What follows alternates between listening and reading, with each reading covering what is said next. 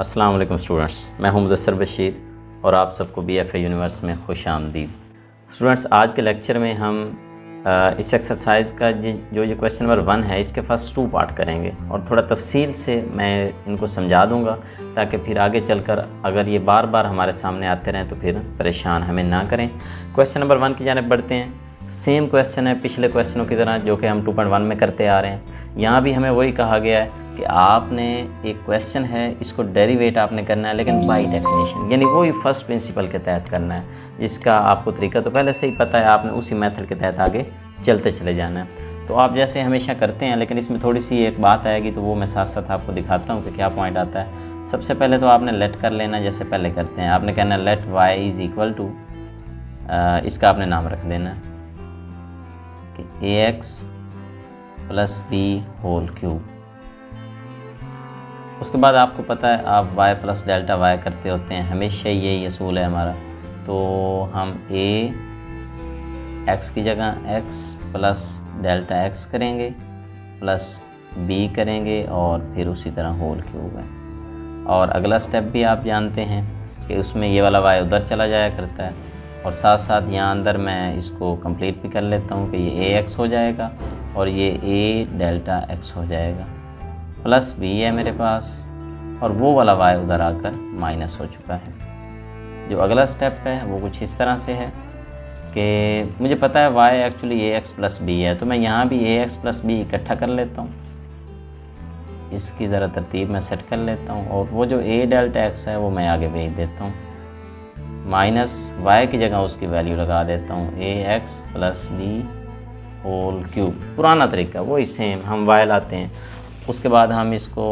यहाँ पे binomial theorem का इस्तेमाल करते हुए इसको एक्सपेंड किया करते हैं। उसके लिए भी 1 प्लस वाली हम आपको पता है कि एक शेप बनाया करते हैं जो कि हमारे लिए आसान रहती है। तो चूँकि यहाँ 1 बनाने के लिए ax प्लस b पूरा कॉमन ले लिया जाता है, आमतौर पे जो चीज़ इधर होती है वो यहाँ कॉमन ली जाती है, फिर आसानी रहती है। तो इसमें से अगर मैं ax प्लस b पूरा कॉमन ले लूँ तो आपको ये भी पता है जो चीज़ अंदर से बाहर आती है विद पावर आती है, तो पावर समेत बाहर आ गई। अब यहाँ पे तो रह गया 1 और यहाँ पे रह गया a डेल्टा x, और इसके ये भी मैं पहले समझा चुका हूँ कि ये चीज़ पूरी इसके नीचे आ जाती है और उसकी वजह ये है कि कॉमन ली है तो इसके पास तो नहीं थी तो फिर आएगी ऑटोमेटिकली, और ये जो अगली चीज़ है वो उसी तरह मौजूद है। अब इस रकम के पास ये है और इधर भी मौजूद है, लिहाजा ax प्लस b पूरा कॉमन आ जाएगा और जब मैं पूरा कॉमन लूँगा तो इधर तो ये वाली चीज़ बच जाएगी 1 plus a delta x over ax plus b, और उधर वहाँ से वो पूरा बाहर आ गया तो वहाँ 1 बच गया। अब हम इसके ऊपर पावर 3 भी है, सॉरी हाँ ये पावर 3 भी लगी रहे। अब हम इसके ऊपर बाइनोमियल थ्योरम हस्बे मामूल लगाते हैं, जैसे पहले भी पिछले कम से कम 15 क्वेश्चन हम कर चुके हैं, बल्कि उससे भी ज़्यादा। हर में हमने सेम पैटर्न से यही वाला फार्मूला अप्लाई किया और इससे हमारे क्वेश्चन खुद ब खुद सॉल्व होते चले गए हैं, कोई हमें कहीं भी किसी दिक्कत का सामना करना नहीं पड़ा। तो ये आपको पता है 1 प्लस nx होता है, n मेरा 3 है तो 3a delta x over ax plus b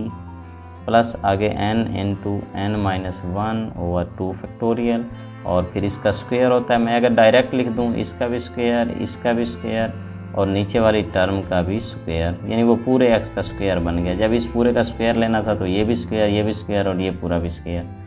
and plus so on, और एंड पे मेरा -1 है। मैं यहीं पे इसको इकट्ठा करके लिख रहा हूँ, बस आपको नज़र तो आ गया होगा। ऐसा करने से होता ये है कि ये और ये टर्म आपस में कट जाया करती है, हमेशा कटती है। और फिर उससे जो नेक्स्ट पॉइंट होता है हमारा, हम हर बार ये किया करते हैं कि पहले मैं इसको तरतीब में लिख लेता हूँ, चलें, या लिख लेता हूँ मैं इसको, ये 3a delta x ax plus b, ये चीज़ बच गई। और यहाँ से अगर मैं इसको मज़ीद सिंप्लीफाई कर लूँ तो 3 में से 1 चला गया, 2 बच गया और नीचे 2 फैक्टोरियल,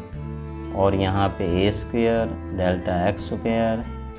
और नीचे ax plus b whole square and plus so on, आगे जाएगा।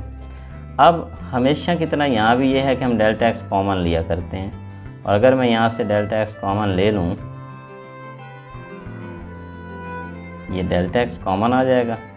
तो यहाँ पे क्या रह जाएगा 3a ax प्लस बी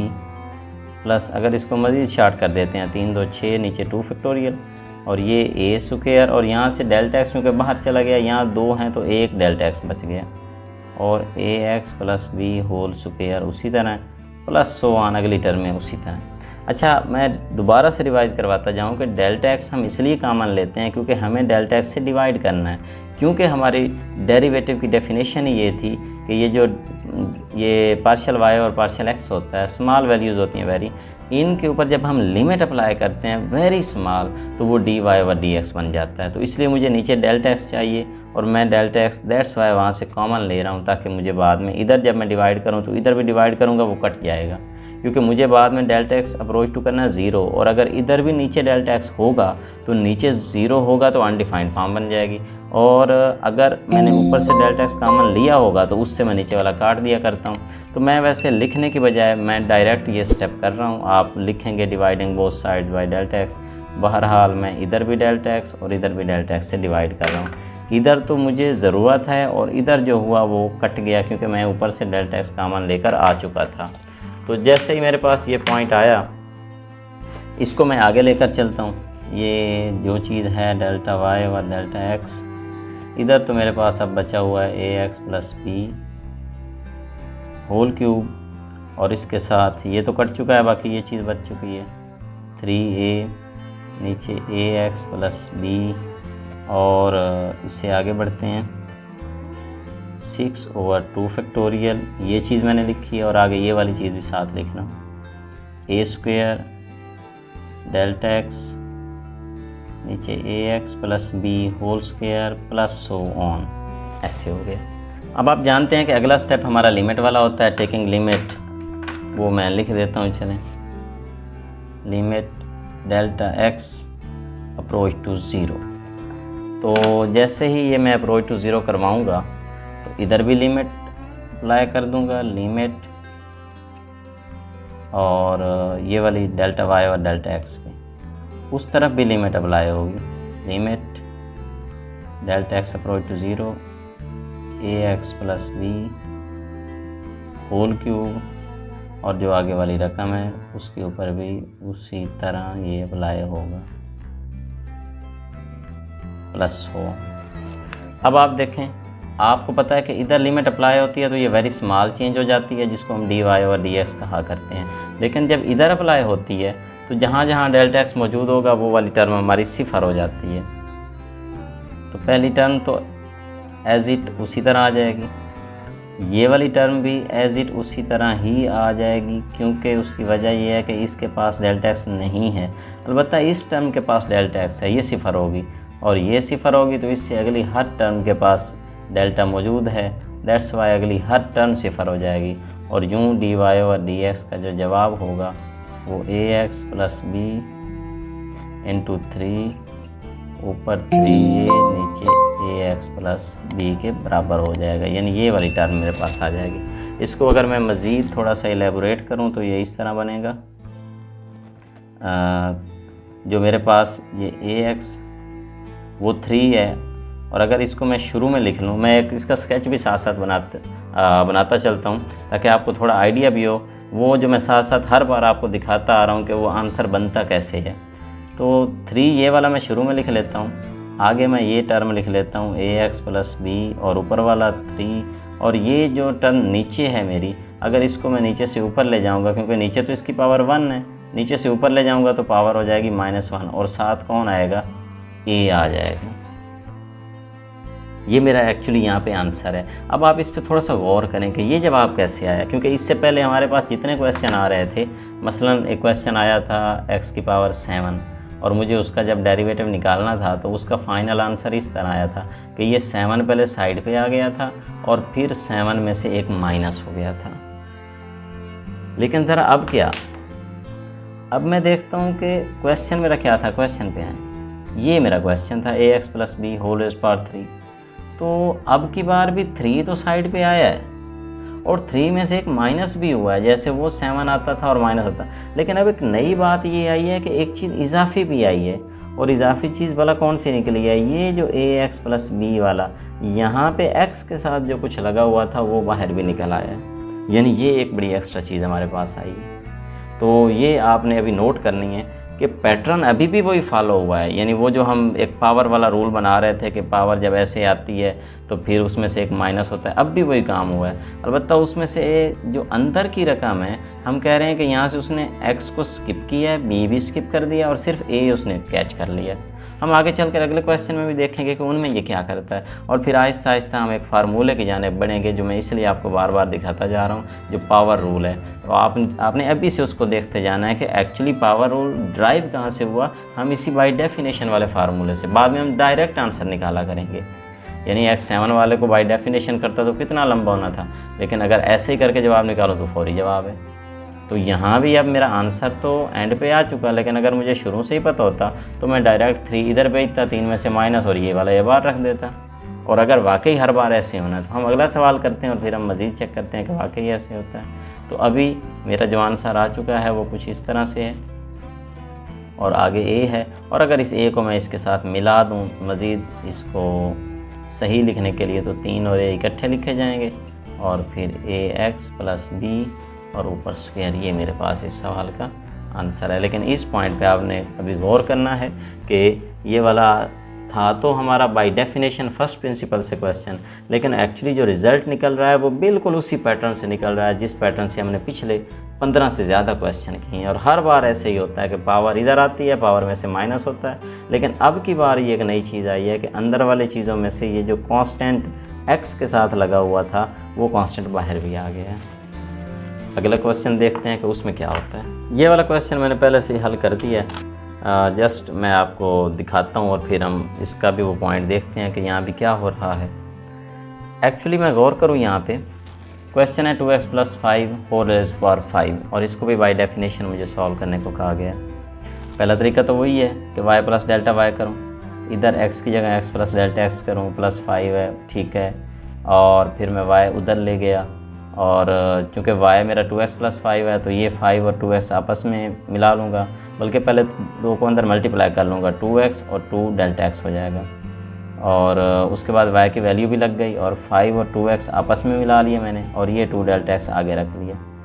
अब मैं देखता हूँ कि आगे 2x प्लस 5 है, तो यहाँ से 2x प्लस 5 कामन ले लेता हूँ इस हिस्से में से। जैसे ही मैंने कामन लिया ये वाला 2x प्लस 5, तो आपको पता है विद पावर कामन आएगा, तो यहाँ पे 1 हो जाएगा इस पूरे की जगह। ये पूरा 1 हुआ तो इस पूरे के नीचे 2x प्लस 5 आ गया। हस्बे रिवायत पहले भी ऐसे ही होता है। फिर इसके पास भी ये है और इसके पास भी है, तो दोनों से ये कामन आया तो इधर ये चीज़ बच गई, माइनस वो तो बाहर आ चुका है, तो यहाँ 1 रह गया।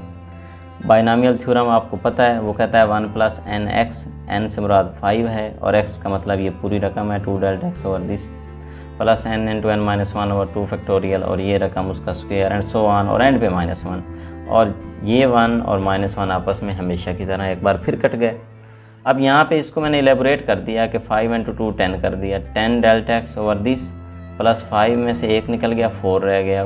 5 इंटू 4 ओवर 2 फैक्टोरियल, और फिर उसी तरह मैंने आगे इसको लिख दिया कि ये 2 delta x over 2x plus 5 पूरे का चूँकि स्क्वायर था तो 2 का स्क्वायर मैंने 4 बना दिया, डेल्टा x का डेल्टा x स्क्वायर बना दिया और नीचे वाले का अलग स्क्वायर लिख दिया प्लस 1। फिर इसके पास भी डेल्टा x है, इसके पास भी है, तो मैंने कॉमन ले लिया, इसका तो डेल्टा x बाहर आ गया, इसके पास 2 थे 1 रह गया, दोनों तरफ मैंने डेल्टा x से डिवाइड किया, ये वाला डेल्टा इससे कट गया और बाकी ये वाली चीज़ें बच गई जो मैंने यहाँ लिख दी हैं। फिर आप लिमिट अप्लाई करेंगे जैसे पहले करते हैं, आपने लिमिट अप्लाई कर दी, तो लिमिट अप्लाई करते ही आपको पता है कि ये वाली टर्म 0 हो गई, पहली टर्म बच गई, तो पहली टर्म अब उसको फिर उसी तरतीब से देखते हैं। देखिए ये 10 है, ये 2x प्लस 5 की पावर 5 है और वो नीचे वाली रकम है, इसकी पावर 1 है, नीचे से ऊपर जाएगा तो -1 हो जाएगा। अब आप गौर करें एक्चुअली हुआ क्या है, यहाँ पे इधर आपको 10 नज़र आ रहा है। अब क्वेश्चन ये है कि 5 है पावर, असूल ये है कि 5 इधर आना चाहिए और 5 में से माइनस होना चाहिए। और फिर पिछले क्वेश्चन में हमने देखा कि जो x के साथ लगा हुआ था वो बाहर भी निकला था, तो यानी यहाँ से 2 भी निकलना चाहिए,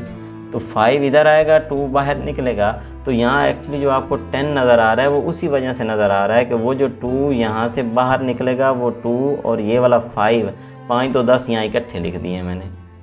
तो इसका मतलब यहाँ पे भी मुझे एक बात नज़र आ रही है कि पैटर्न यहाँ पे भी वही फॉलो हो रहा है, सेम पैटर्न, कि पावर साइड पे आती है, पावर में से माइनस होता है और अंदर जो एक्स के साथ रकम है वो बाहर निकल आती है। 5 में से 1 गया 4 और वो 10 है, 10 लिख देता या मैं 5 और यहाँ पे 2 लिख देता तो बात सेम थी। क्वेश्चन तो वेरी इजी है, लेकिन एक्चुअली इसके अंदर से जो मैं नुक्ता समझाना चाह रहा हूँ वो ये है कि आप इस बात को नोट करें कि इस क्वेश्चन ने भी एक पैटर्न को फॉलो किया है। और पैटर्न क्या है? पैटर्न ये है कि सबसे पहले पावर साइड पे आई है और फिर उस पावर में से एक माइनस हुआ है और अंदर ही इसको उसने कैंसिल कर दिया है और जो x के साथ रकम थी सिर्फ उसने बाहर ये निकाली है और यूँ ये 5 और 2 10 बने हैं और अंदर 2x + 5 और 4 बना है। देखें हमारा एक स्टेप यानी 1 2 दूसरे तीसरे स्टेप में ये आंसर आ गया और इधर हम इतना चलकर हम यहाँ पहुँचे हैं। तो अब हम इंशाल्लाह अगले लेक्चर में बकिया क्वेश्चन करते हैं और उनको भी देखते हैं कि वो हमारे साथ क्या कर रहे हैं। नेक्स्ट लेक्चर में मिलते हैं, तब तक के लिए अल्लाह हाफिज़, थैंक यू।